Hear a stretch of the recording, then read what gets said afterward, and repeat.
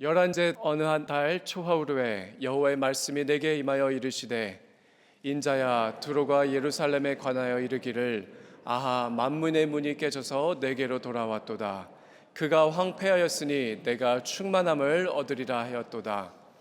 그러므로 주 여호와께서 이같이 말씀하셨느니라. 두로야 내가 너를 대적하여 바다가 그 파도를 굽이치게 함같이 여러 민족들이 와서 너를 치게 하리니 두로의 성벽을 무너뜨리며 그 망대를 헐 것이요 나도 티끌을 그 위에서 쓸어버려 맨 바위가 되게 하며 바다 가운데에 그물 치는 곳이 되게 하리니 내가 말하였음이라. 주 여호와의 말씀이니라. 그가 이방의 노략거리가 될 것이요 들에 있는 그의 딸들은 칼에 죽으리니 그들이 나를 여호와인 줄을 알리라. 주 여호와께서 이같이 말씀하셨느니라. 내가 왕들 중에 왕 곧 바벨론의 느부갓네살 왕으로 하여금 북쪽에서 말과 병거와 기병과 군대와 백성의 큰 무리를 거느리고 와서 두로를 치게 할 때 그가 들에 있는 너의 딸들을 칼로 죽이고 너를 치려고 사다리를 세우며 토성을 쌓으며 방패를 갖출 것이며 공성퇴를 가지고 내 성을 치며 도끼로 망대를 찍을 것이며 말이 많음으로 그 티끌이 너를 가릴 것이며 사람이 무너진 성 구멍으로 들어가는 것 같이 그가 내 성문으로 들어갈 때 그 기병과 수레와 병거의 소리로 말미암아 내 성곽이 진동할 것이며 그가 그 말굽으로 내 모든 거리를 밟을 것이며 칼로 내 백성을 죽일 것이며 내 견고한 석상을 땅에 엎드릴 것이며 내 재물을 빼앗을 것이며 내가 무역한 것을 노략할 것이며 내 성을 헐 것이며 내가 기뻐하는 집을 무너뜨릴 것이며 또 내 돌들과 내 제목과 내 흙을 다 물 가운데에 던질 것이라. 내가 내 소리를 노래소리를 그치게 하며 내 수금 소리를 다시 들리지 않게 하고 너를 맨 바위가 되게 한즉 내게 금을 말리는 곳이 되고 다시는 건축되지 못하리니 나 여호와가 말하였음이니라. 주 여호와의 말씀이니라. 주 여호와께서 이같이 두로에 대하여 말씀하시되 내가 엎드러지는 소리에 모든 섬이 진동하지 아니하겠느냐. 곧 너희 가운데 상한 자가 부르짖으며 죽임을 당할 때에라. 그때 바다의 모든 왕이 그 보좌에서 내려 조복을 벗으며 수놓은 옷을 버리고 떨림을 입듯 하고 땅에 앉아서 너로 말미암아 무시로 떨며 놀랄 것이며 그들이 너를 위하여 슬픈 노래를 불러 이르기를 항해자가 살았던 유명한 성읍이여 너와 너의 주민이 바다 가운데 있어 경고하였도다. 해변의 모든 주민을 두렵게 하였더니 어찌 그리 멸망하였는고. 내가 무너지는 그날에 섬들이 진동할 것이며 바다 가운데 섬들이 내 결국을 보고 놀라리라 하리라. 주 여호와께서 이같이 말씀하셨느니라. 내가 너를 주민이 없는 성읍과 같이 황폐한 성읍이 되게 하고 깊은 바다가 내 위에 오르게 하며 큰 물이 너를 덮게 할 때 내가 너를 구덩이에 내려가는 자와 함께 내려가서 옛적 사람에게로 나아가게 하고 너를 그 구덩이에 내려간 자와 함께 땅 깊은 곳 예로부터 황폐한 곳에 살게 하리라. 내가 다시는 사람이 거주하는 곳이 되지 못하리니 살아있는 자의 땅에서 영광을 얻지 못하리라. 함께 읽습니다. 내가 너를 패망하게 하여 다시 잊지 못하게 하리니 사람이 비록 너를 찾으나 다시는 영원히 만나지 못하리라. 주 여호와의 말씀이니라. 아멘.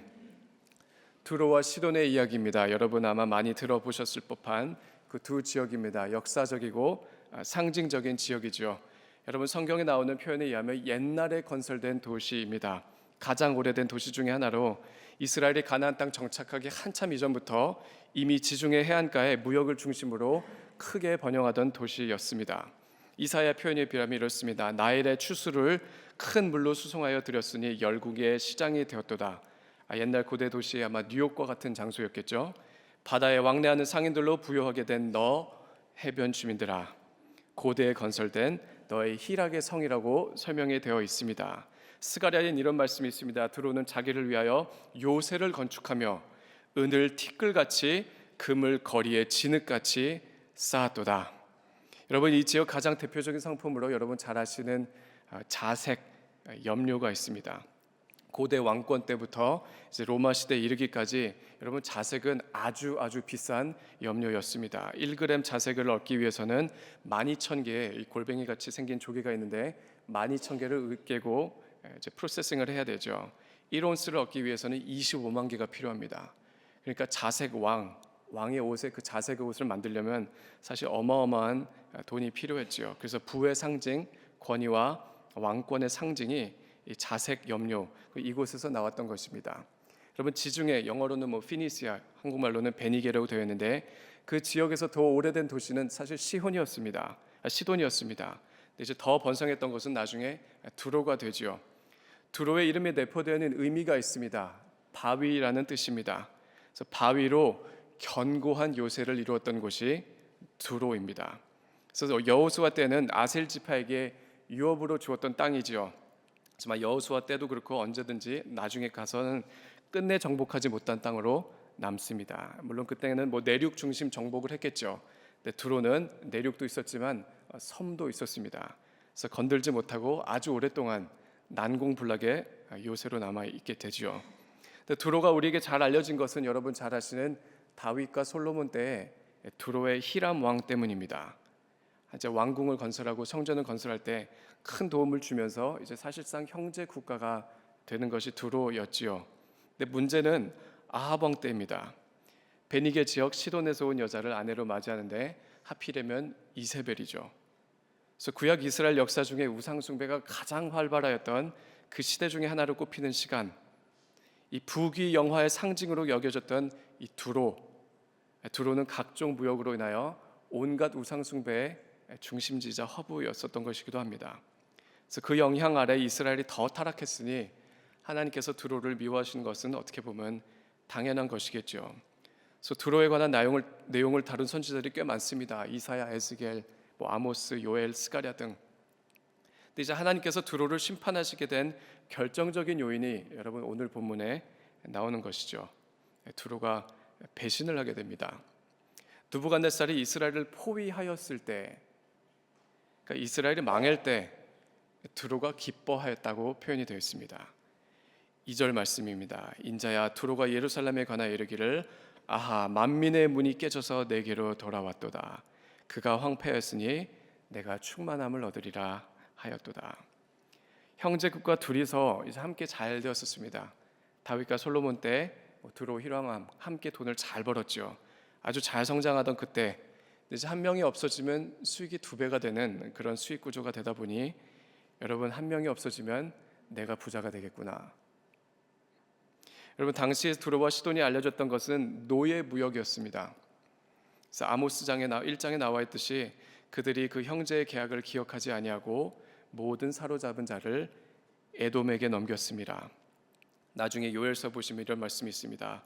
또 유다 자손과 예루살렘 자손들을 헬라 족속에게 팔아 그들의 영토에서 멀리 떠나게 하였습니다.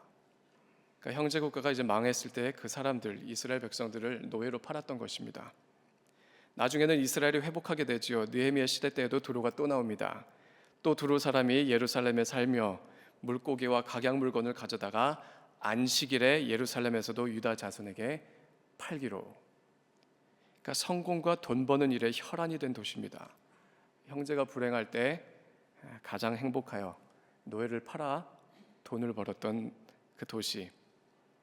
그럼 아주 오랜 세월 견고한 벽을 세웠던 그 난공불락의 도시였지만 정복이 되지 않았던 도시였지만 에스겔이 말하는 것처럼 하나님의 심판이 임하였을 때 그 도시가 맨 바위가 됩니다. 여러분 말씀드렸던 대로 두로는 두 지역에 걸쳐 있었죠. 내륙이 있었고 섬이 있었습니다. 느부갓네살이 정복한 것은 아마 내륙으로 보입니다. 그래서 문자 그대로 박살을 냅니다. 그리고 박살을 낸 다음에 이제 섬을 정복하기를 원했는데 13년에 걸친 포위 끝에 결국은 정복하지 못합니다. 하지만 바벨론도 하지 못하던 일을 이제 나중에 여러분 잘 아시는 알렉산더 대왕이 나타나죠. 그래서 그 대왕이 페르시아를 정복하고 싶은데 두로가 걸리는 겁니다. 그래서 두로를 정복하기 위해 이제 정복가의 멘탈리티가 좀 다르겠죠. 섬이다 보니 길이 없는데 길이 없으니 길을 내야겠다. 그래서 아마 느부갓네살 때 박살이 났던 그 돌들을 가져다가 길을 내기 시작합니다. 그래서 800m의 길을 내어서 타워를 세우고 결국은 알렉산더 대왕의 손에 의하여 7개월 동안 포위되다가 멸망하게 되죠. 그래서 그때 내었던 그 길이 점점 확장되어서 지금의 반도가 된 것입니다. 여러분, 이후에도 두로와 시돈은 나옵니다. 예수님의 시대 때도 언급이 되죠. 예수님의 말씀입니다. 화 있을진저 고라시나 화 있을진저 벳세다야, 너에게 행한 모든 권능을 두로와 시돈에서 행하였더라면 그들이 벌써 베옷을 입고 제에 앉아 회개하였으리라. 내가 너희에게 이르노니 심판날에 두로와 시돈이 너희보다 견디기 쉬우리라. 여러분, 두로와 시돈이 겸손했다는 메시지가 아닙니다. 이미 예수님의 시대 때에도 그들은 돌이킬 수 없는 소돔과 고모라였습니다. 근데 하나님의 은혜를 아는 이스라엘 너희가 더 완악하다고 표현하시는 것뿐이죠. 한마디로 두로와 시돈은 이때에도 회개하지 않는 도시로 남아 있습니다. 예수님이 사역하시는 장소이기도 하죠. 나중에 스데반의 핍박 이후로 교회가 생기기도 합니다만은, 여러분, 하나님의 말씀이 두렵죠. 고대 이집트로 시작하여 아수르, 바벨론, 페르시아, 헬라, 로마, 이제 나라들이 이 땅을 정복하였고, 여러분 1200년도에는 무슬림의 손에 의하여 완전히 멸망되었다가 지금 잠시 관광 지역으로 남아 있으려고 노력을 많이 합니다만은, 말씀대로 그들은, 이 도시는 기억 속에서 완전히 사라졌습니다. 두로의 패망, 여러분, 형제를 배신한 것이 표면적인 이유였다면 근본적인 이유는 무엇일까요? 이사야 이런 말씀이 있습니다. 면류관을 씌우던 자요, 그 상인들은 고관들이요, 그 무역상들은 세상에 존귀한 자들이었던 두로에 대하여 이 일을 누가 정하였느냐? 만군의 여호와께서 그것을 정하신 것이라. 모든 누리던 영화를 욕되게 하시며 세상의 모든 교만하던 자가 멸시를 받게 하려 하심이라. 오늘 본문 말씀입니다. 5절 6절 말씀. 바다 가운데에 그물 치는 곳이 되게 하리니 내가 말하였음이라. 주 여호와의 말씀이니라. 그가 이방인의 노략거리가 될 것이요 들에 있는 그의 딸들은 칼에 죽으리니 그들이 나를 여호와인 줄을 알리라. 그들이 나를 여호와인 줄을 알리라. 가장 결정적인 이유가 여기 있습니다. 여호와 하나님을 멸시했던 민족입니다. 그들이 부귀영화를 위해 온갖 우상들을 섬겼죠. 그들에게 기회가 분명히 있었습니다. 나 더 얻기 위해 형제를 팔았던 것은 바로 그들의 추악한 욕심과 뿌리가 기고만장한 교만. 요한 1서의 말씀이 있죠. 아버지께 오지 않은 세 가지가 있습니다. 육신의 정욕, 안목의 정욕, 이생의 자랑. 이 부와 세상의 가치의 정점을 보였던 두로와 시돈을 통해 여러분 그 비참한 끝을 보여주고 계신 것입니다. 돌로 견고한 성벽을 쌓았으나 그 돌이 자신의 최후가 되지요. 그들의 교만과 끊임없는 욕심과 세상적인 성공의 가치를 그대로 그들의 머리에 돌리셨던 것입니다. 높아진 사람의 마음이 하늘을 찌른다고 착각하는 것이 사람이죠. 내가 남보다 더 낫다고 높이 여기는 것이 당연하다는 것이 사람의 마음입니다. 그래서 하늘을 향해 높이 쌓아 올렸던 그 바벨탑이 땅으로 곤두박질하여 추락했던 것처럼 두로와 시돈이 멸망하게 된 것이죠. 여러분, 이처럼 하나님께서는 교만한 자를 낮추시는 홀로 높으신 분이 되십니다. 끝까지 완악함으로 하나님을 대적하는 자들에게는 멸망의 심판으로, 하지만 하나님의 자비하심과 은혜에 붙들려 주의 뜻에 수긍하고 순종하는 자들에게는 영광의 길로 인도하시는 분이 하나님이십니다. 이번에도 학생들을 데리고 선교지를 다녀오게 됐습니다. 온도가 한 33, 4도 정도 됩니다. 근데 문제는 습도가 80%입니다. 그래서 아무 생각을 못하고 있다가 9일이 지나서 집에 딱 들어오니 생각이 몰려 들어오기 시작을 했습니다. 근데 선교지는 여러분 상반되는 두 세계관이 크게 충돌하는 곳인 것 같습니다. 서구와 비서구일 수도 있겠죠.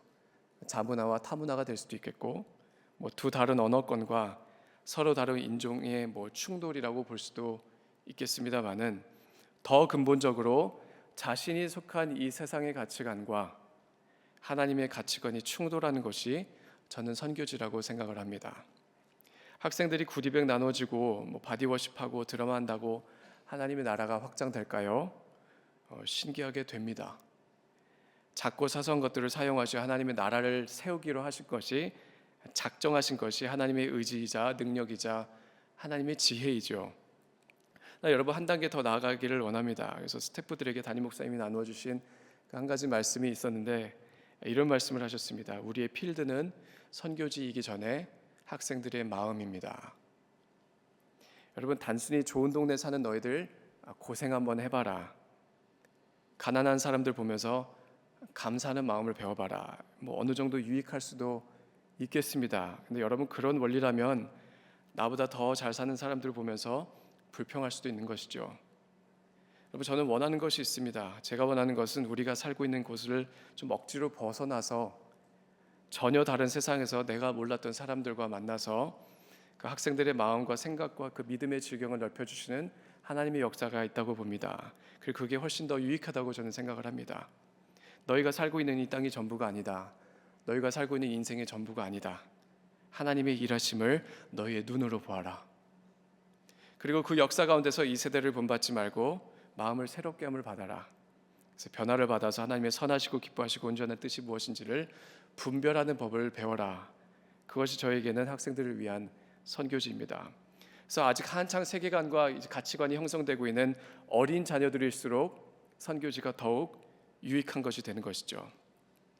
이번에 방문한 선교지에 20년 넘게 사역해오고 계신 선교사님을 좀 만나 뵙게 되었습니다. 원래는 불교 집안 출신, 이제 독실한 기독교 집안의 아내 선교사님을 만나서 23년 정도 함께 사역을 하고 계신 말 그대로 선교지의 백발노장이었습니다. 만날 때마다 하신 말씀이 모든 것이 하나님의 은혜입니다. 모든 것이 하나님의 은혜입니다. 근데 이 선교사님에게는 남다른 과거가 있었습니다. 이제 8, 90년대에 아버지께서 세워놓으신 대기업, 그 당시에는 이제 한국에서 손에 꼽히던 대기업의 회장 출신이시죠. 그래서 옛날에 어려운 시절에 기업을 일으키신 아버지께서 골수암으로 암투병을 하시다가 일찍 돌아가시게 되면서 29살이란 나이에 대기업의 총수가 되었던 것입니다. 당시에 아마 한창 KBO가 시작됐던 것 같습니다. 야구 이제 리그가 시작되면서 보니까 한 6개의 프로 야구팀이 있었는데 그 중에 하나를 창설하게 되기도 합니다. 그래서 당시 한국에서 손에 꼽히던 건물과 야구팀과 이제 과감한 시도와 도전 정신으로 이제 유명한 기업인으로 이제 한 챕터를 열고자 했었던 그 선교사님의 과거가 있었는데 하필은 그런 그에게도 어려움이 닥쳤던 것이죠. 여러분, 항상 있는 일이지만 여러분, 기업인들이 있는 곳에는 항상 정치인들과의 관계가 있습니다. 나라의 지도자가 바뀌면 정권 교체가 일어나지요. 그러다 보니 여러 가지 복잡한 일들이 생기기도 하는 것이 기업인들의 인생이라 저는 봅니다. 나중에 보니 어떤 큰 안 좋은 일에 연루가 되면서 이제 검찰과 언론에 이제 불려다니게 된 것이죠. 그래서 온갖 마음 고생을 다 하다가 이건 아니구나, 이거는 내 길이 아니구나 생각을 하시고 이제 10수년 후에 이제 회장직을 내려놓는 결정을 하게 됩니다. 근데 이때를 회상하면서 하신 고백이 있습니다. 이것은 전적으로 하나님의 은혜였습니다. 왜냐하면 그때 내려놓지 않았으면 나는 벌써 죽어서 지옥에 갔을 것이었습니다. 때문이죠. 그래서 이제 동생에게 이제 후임의 자리를 물려주고 이제 얼마 지나지 않아서 회사가 경제적인 위기를 맞이하게 되고 그때 나라에 큰 위기가 있었죠. 그때는 저도 기억을 합니다. 그때 이제 회사가 부도가 되게 되면서 여러 가지 이제 꼬이기 시작합니다. 캐나다에 있었는데 이제 신분의 문제가 꼬이고 한국에 돌아갈 수 없는 상황이 되고 이제 우여곡절 끝에 많은 일들이 생략되면 말씀드릴 수 없지만 우여곡절 끝에 이제 이민이 쉬었던 도미니카로 가시게 된 것이죠. 그래서 그곳에 정착하게 되었던 것입니다. 근데 이제 엎친 데 덮친 격으로 직장암을 앓게 됩니다. 그래서 첫 번째 수술 잘 됐는데 하필 얼마 지나지 않아서 그 부위가 터지게 되면서 두 번의 수술을 지나가게 되는데 그때 한 가지 서원을 하셨다고 해요. 이번에 나를 살려주시면 10년만 더 살게 해주시면 남은 인생은 하나님을 위해 살겠습니다. 그리고 지금까지 살아계신 것이죠. 그러니까 지나고 보니 세상으로 돌아갈 길을 다 막으셨던 것입니다. 그래서 전에는 대기업의 회장이었던 그 사람 한 분의 인생을 180도 뒤집어서 오지에 있는 선교사로 살아가게 하신 하나님의 섭리를 보게 되신 것이죠. 당시를 회상하며 하셨던 선교사님의 고백입니다. 어떤 기자분이 이렇게 물었던 것이죠. 언제가 더 행복하셨습니까? 15년 회장하면서 행복했던 건 우리가 세계 1위를 할 수 있다는 꿈을 꿨던 잠시뿐이었던 것 같습니다. 나머지는 스트레스와 고민의 연속이었습니다. 근데 선교사가 되고 나니 반대입니다. 모든 걸 다 내려놓으니 늘 행복합니다. 비록 아버님이 이룬 그룹을 지키지 못했지만 그마저 이제는 내려놨습니다. 회사는 사라진 게 아니니까요. 꼭 내가 해야 한다는 욕심만 빼면 말입니다. 지금은 이제 선교사로 살아가고 계십니다. 1000개의 교회를 개척하는 것을 목표로 지금은 157개의 교회를 개척하고 지원하면서 이제 도미니카와 IT에 있는 그 하나님의 나라의 확장을 위해 쓰임 받고 가는 삶을 살고 계십니다. 근데 확실히 그 회장의 스케일은 그대로 남아 있는 것 같습니다. 157개의 교회를 번호로 외우고 계시고 그 교회가 어디에 있는지, 지금 어느 건축 단계에 있는지, 누가 어느 교회에서 와서, 한국에서 미국에 있는 어느 교회, 어느 집사님, 어느 장로님, 어느 목사님이 와서 헌금을 해서 건축하고 있는지를 다 외우고 계십니다. 지금도 매일매일 그 교회들을 돌아다니고 계시죠. 여러분, 이 교회들은 작은 교회일 수 있지만 선교지에서는 사실상 마을의 커뮤니티 센터임과 동시에 영적인 허브가 됩니다. 그리고 교회들이 네트워크가 생기기 시작하죠. 그러면 작지만 파급력이 있는 영적 무브먼트가 시작될 수 있는 것이 그곳의 현실입니다. 그래서 확실히 일전에 방문했던 교회들을 보니 교회가 건강한 곳은 마을이 성장을 합니다. 그리고 대부분은 빈민 지역인 곳들에서 현지인들이 스스로 교회를 세울 수 있도록 지원하는 일 그 외에도 정말 수많은 사역들이 이 센터에서 진행되고 있습니다. 어린이 사역, 청소년, MK, PK, 시니어 사역, IT 지진 전후로 구호 사역, 의료 사역, 의물 사역, 재정 훈련 사역, 현지 외부 훈련 사역, 신학교 사역, 어린이부터 어른들까지 실질적인 영적 지도자를 발굴하고 세우는 사역을 감당하고 계시죠. 올해가 이제 인생의 76번째 챕터를 써가고 계신 그 선교사님의 고백이 이렇습니다. 대기업의 2대 회장으로 규모가 큰 비즈니스를 했던 것은 지나고 보니 하나님의 더 큰 비즈니스를 위한 훈련 과정이었습니다. 결국 하나님께서 세상적인 성공과 인간적인 아픔을 맛보게 하셨죠. 그리고 실패와 고난을 통해 세상에서 눈을 돌리는 법을 가르치셨던 것입니다. 그래서 비록 지금도 육체적인 연약함이 있고 현실적인 어려움들이 있지만 이제는 한 사람의 고집이나 자기 주장이 아닌 하나님의 사람들과 네트워크를 통해 선교 사역을 펼쳐나가는 하나님의 나라의 일꾼이 되신 것이죠. 세상 나라에서 하나님의 나라의 일꾼으로 살게 하신 것이 처음에는 실패였고 고통의 과정이었지만 지금은 온전히 하나님의 은혜임을 고백하시는 그 모습을 통해 저도 그렇고 우리 학생들도 그렇고 많은 생각을 하게 되었습니다. 여러분, 확실히 선교지는 상반되는 두 세계관이 그 두 나라가 충돌하는 곳입니다. 썩어 없어질 땅의 것들은 왜 이리도 영원해 보일까요? 육신의 것들이 안 좋다고 교회에서 늘 익히 들어와서 그렇게 생각을 하고 삽니다마는 나의 마음과 시선은 늘 세상에 고정되어 있는 것이 아마 여러분과 저의 현실이 아닌가 생각이 됩니다. 여러분, 두로의 심판은 이 세상을 향한 하나님의 심판의 예표 맛보기입니다. 바위 위에 세운 나라가 처참히 부서져 맨 바위가 되기까지 썩을 것들을 위해 사는 인생은 맨 바위 같은 인생이 될 수 있다. 하나님 말씀하시는 것이죠. 그래서 예수님께서 이런 말씀을 하십니다. 너희를 위하여 보물을 땅에 쌓아두지 말라. 거기는 좀과 동록이 해하며 도둑이 구멍을 뚫고 도둑질하느니라. 오직 너희를 위하여 보물을 하늘에 쌓아두라. 거기는 좀이나 동록이 해하지 못하며 도둑이 구멍을 뚫지도 못하고 도둑질도 못하느니라. 내 보물이 있는 그곳에는 내 마음이 있느니라.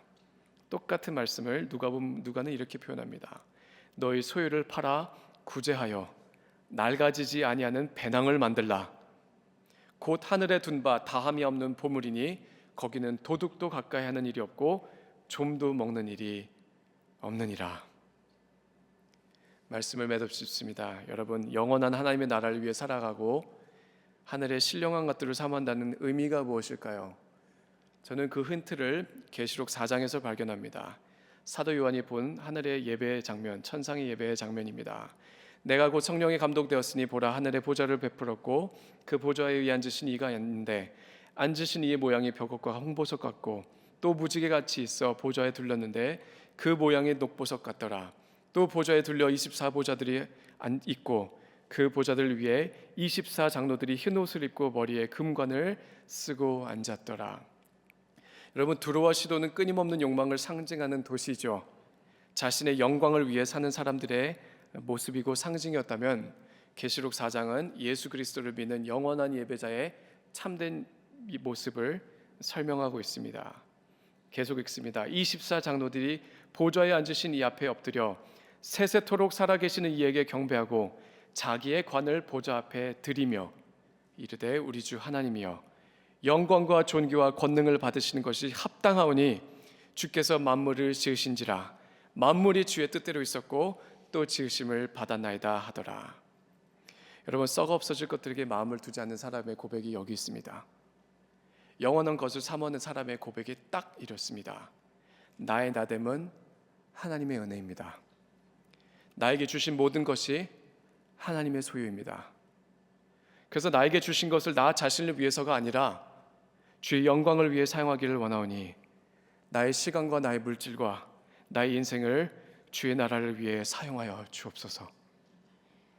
이 아침에 주님을 위해 살겠다는 순결한 헌신의 결단으로 하나님 앞에 나아갈 수 있는 여러분과 제가 되기를 소원합니다.